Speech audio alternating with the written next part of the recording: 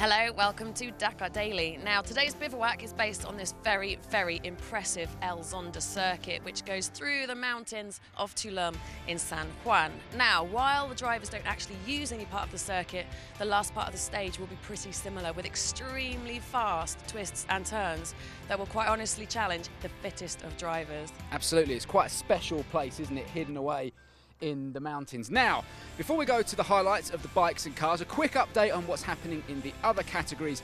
In the trucks, Eduard Nikolaev has dropped to second. He was 16 minutes behind Federico Villagra last night. It's now just 1 minute. Villagra picked up a 15-minute penalty yesterday, so very close in the trucks. In the S by S's, Reinaldo Varela continues to dominate, and in the quads, Ignacio Casalo, well, it's pretty much a done deal, an hour and a half clear of the rest of the competition.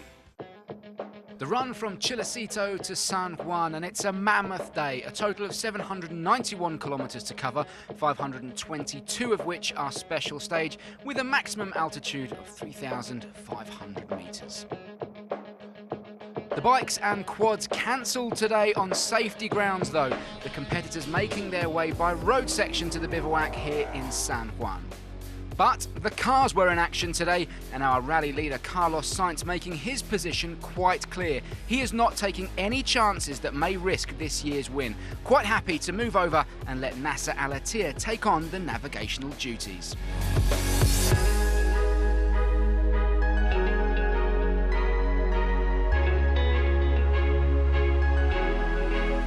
Just go on the right to let him pass 2 times. He got a puncture, I pass him, then I let him go.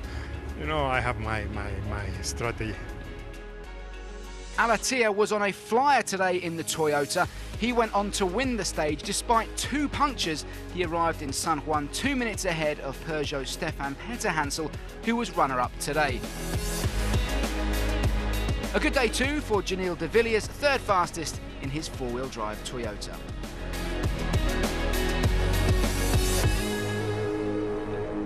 But the man who continues to lead by over 40 minutes with just 2 stages remaining of this year's Dakar Rally is Spain's very own Carlos Sainz.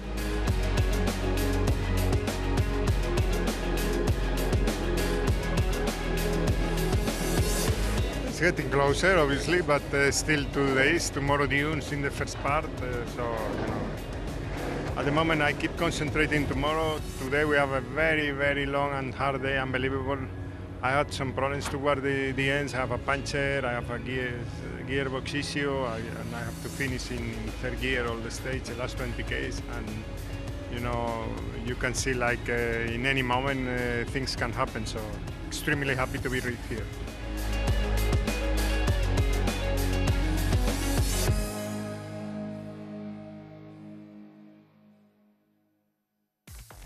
With no bikes today, here are the top 10 results from today's stage in the cars. And here are the overall top 5 for both the car and bike categories. Head over to redbull.com/Dakar for full results and much more.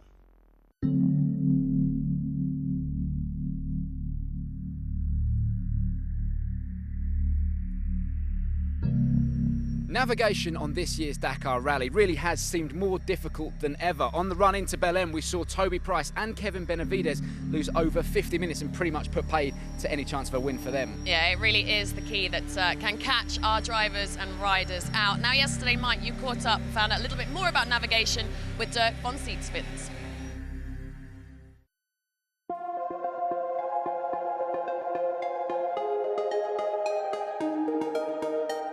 Well, I'm here with Dirk von Sietsvits, co-driver to Janil de Villiers and one of the most experienced men on the Dakar Rally. He has competed 3 times in the Dakar on a bike, finished 5th in 1997 and currently 5th overall in the car category with Janil. Dirk, you're going to talk us through the road book and generally what a co-driver has to endure on one of these events.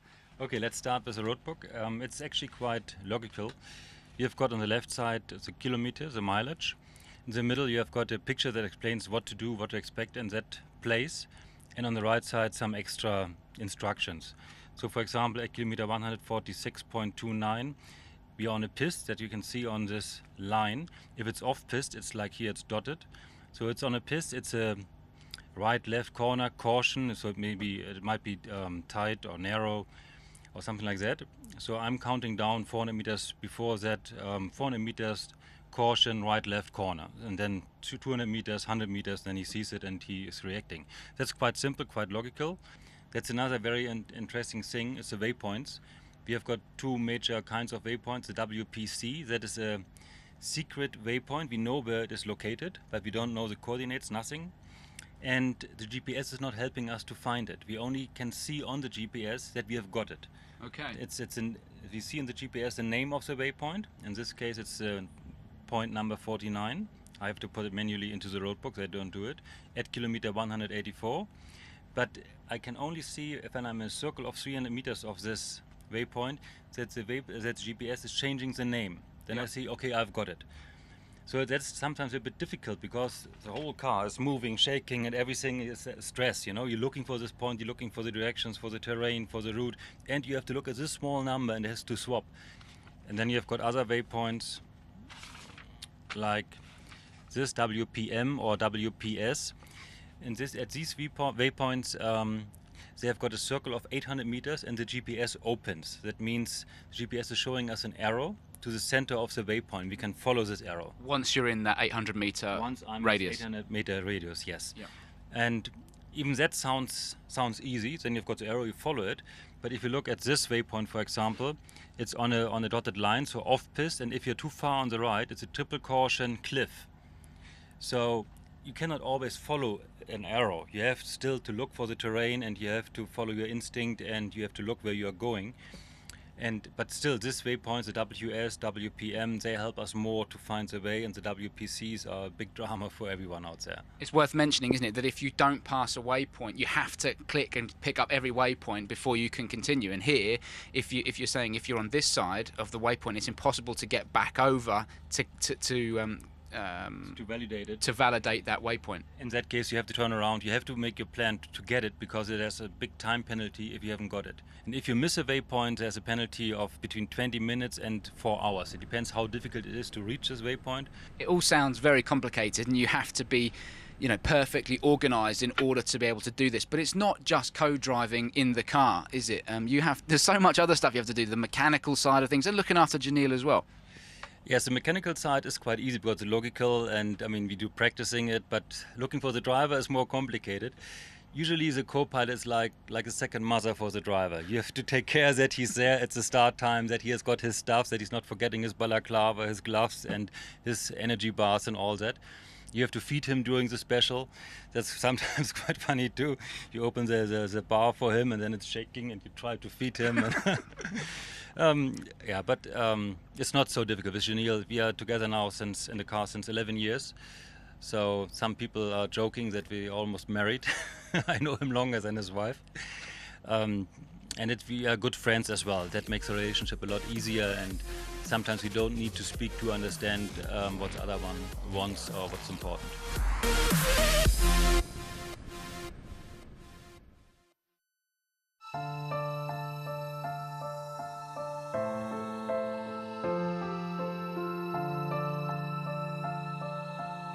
Laia, this is your 8th Dakar and you are absolutely flying. How does it compare to the other 7?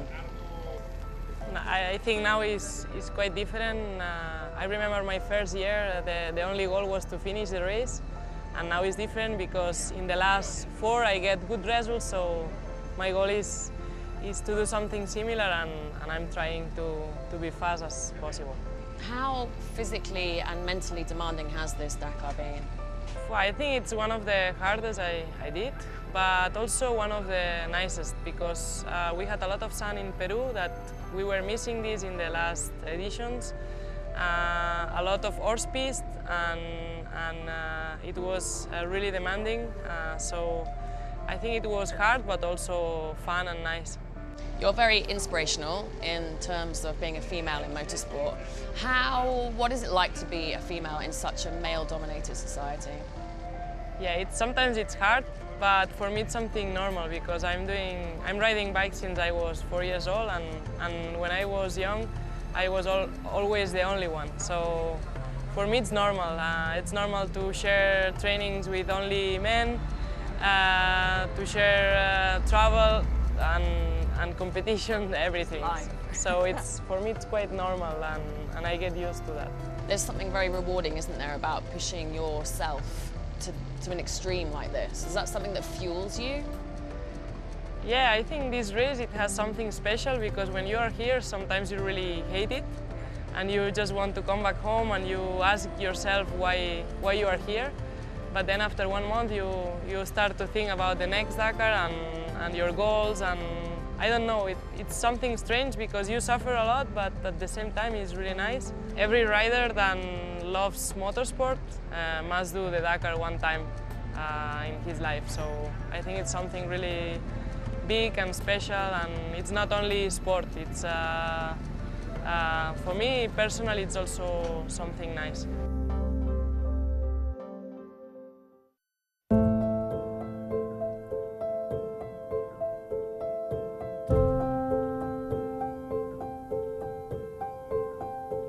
Now, unfortunately, earlier on in the Dakar, we lost the then leader and last year's winner, Sam Sunderland, who was rushed home with a back injury. And by the wonders of modern technology, we've got Sam with us on the line. Sam, first of all, how's your back, mate? Yeah, it's all right, dude. I'm back to training and that again already, to be honest. I'm feeling super lucky. Yeah, I got a bit of treatment there in London when I came back, and yeah, it was kind of like injection and kind of switching the light off, so happy about that.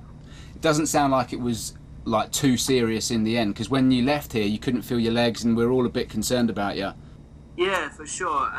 Basically the doctors explained to me the location where I like squashed the two discs. It was kind of where all your nerves kind of funnel into one at the bottom of your spine, and that was the result, that I lost the feeling in my legs, and it was a bit scary, you know, and sure, disappointed to be out of the race, and yeah, but at the same time feeling lucky that I can be back to what I love to do already, you know. Definitely. Listen, what do you make of the Dakar so far? Because I know you've been following it from back in the UK and in France. What do you make of it all? Yeah, dude, it's been wild. Of course, like bum for my buddy Adrian there. He was doing a good run, and at the same time, I'm happy that the boys in my team are doing well. You know, it's been a really hard race.